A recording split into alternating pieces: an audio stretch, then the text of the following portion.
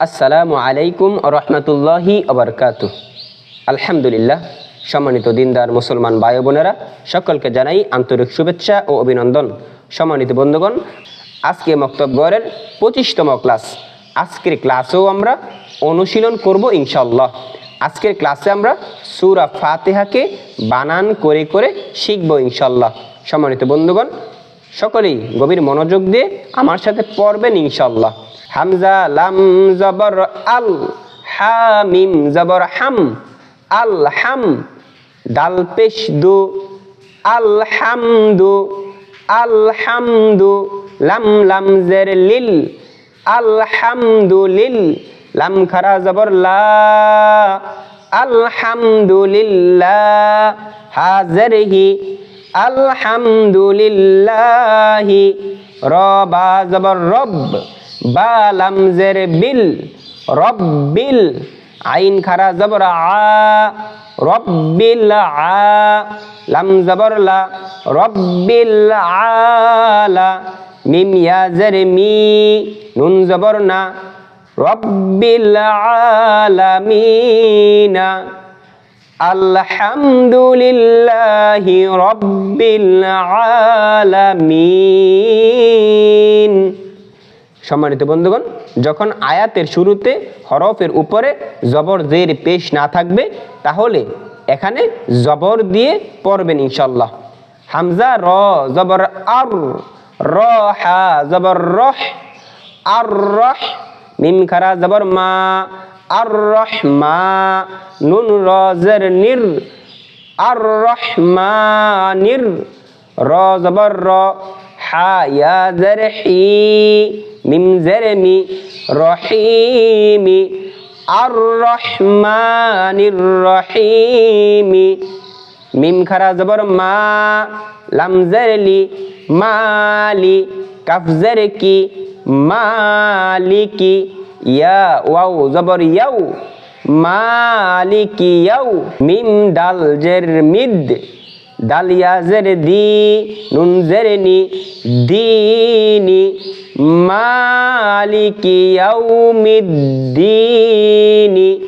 এখানে ওয়াকফ করিলে তাহলে কি হবে? আমরা শিখেছিলাম যদি এক জবর, এক জের, এক পেশ এবং দুই জের, দুই পেশ থাকে তাহলে উক্ত স্থানে সাকিন করে দিয়ে পড়তে হবে। মালিকি ইয়াউমিদ্দিন।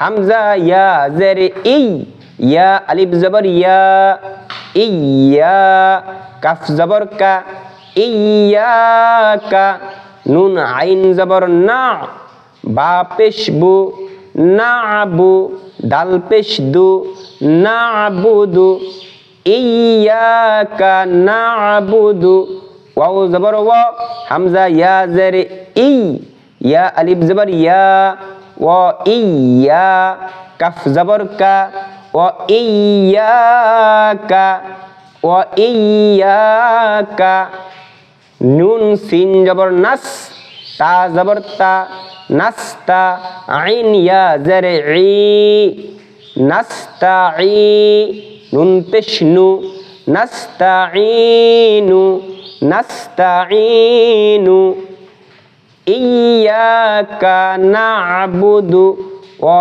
ইয়াকা নাস্তাঈনু।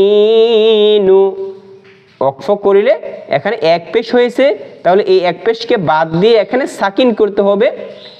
ইয়াকা না'বুদু ওয়া ইয়াকা নাস্তাঈন। হামজা হাজের ইহ, দাল জের দি, ইহ দি, নুন সাদ জবর নাস, ইহ দি নাস, সাদ জের সি, ইহ দি নাসি, র আলিফ জবর র, ইহ দি নাসি র, ইহ দি নাসি র, ত লাম জবর তল, ইহ দি নাসি র তল, মিম সিন পেশ মুস, তা জবর তা, মুস্তা, কফ ইয়া জের কি, মুস্তাকি, মিম জবর মা, মুস্তাকিমা, ইহদিনাস সিরাতাল মুস্তাকিমা। ওয়াকফ করিলে এখানে এক জবর আছে, এক জবরকে বাদ দিয়ে সাকিন করতে হবে। ইহদিনাস সিরাতাল মুস্তাকিম। সদ জের সি, র আলিফ জবর র, সির, ত লাম জবর তল, সিরাতাল, লাম জবর লা, সিরাতাল্লা। জাল ইয়া জের জি, সিরাতাল্লাযী, নুন জবর না, সিরাতাল্লাযীনা।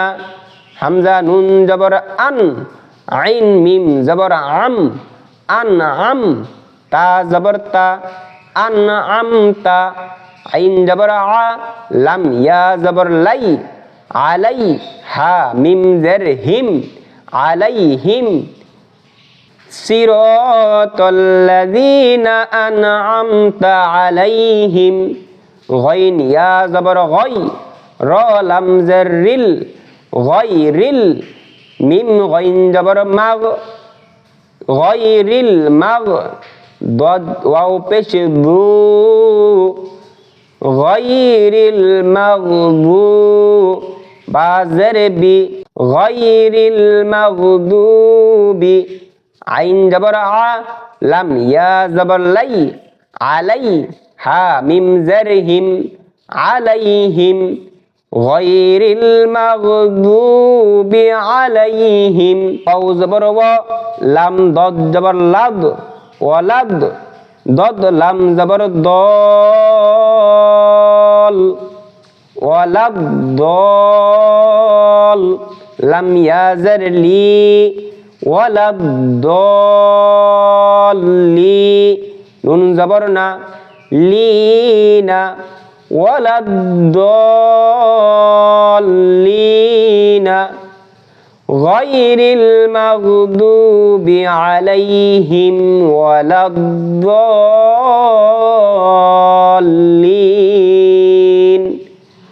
সম্মানিত বন্ধুগণ, আমরা সূরাতুল ফাতিহাকে একবার বানান করে পড়েছি ইনশাআল্লাহ। বানান করে পড়লে ইনশাআল্লাহ অবশ্যই শুদ্ধ করে পড়তে পারবেন ইনশাআল্লাহ। সম্মানিত বন্ধুগণ, আজকে মক্তব গড়ের 25তম ক্লাস এখানেই শেষ করব। শেষ করার আগে সকলের প্রতি আহ্বান, যারা প্রথম ক্লাসগুলো দেখেননি অবশ্যই দেখে আসবেন এবং এই চ্যানেলটাকে সাবস্ক্রাইব করে পাশে থাকবেন ইনশাআল্লাহ।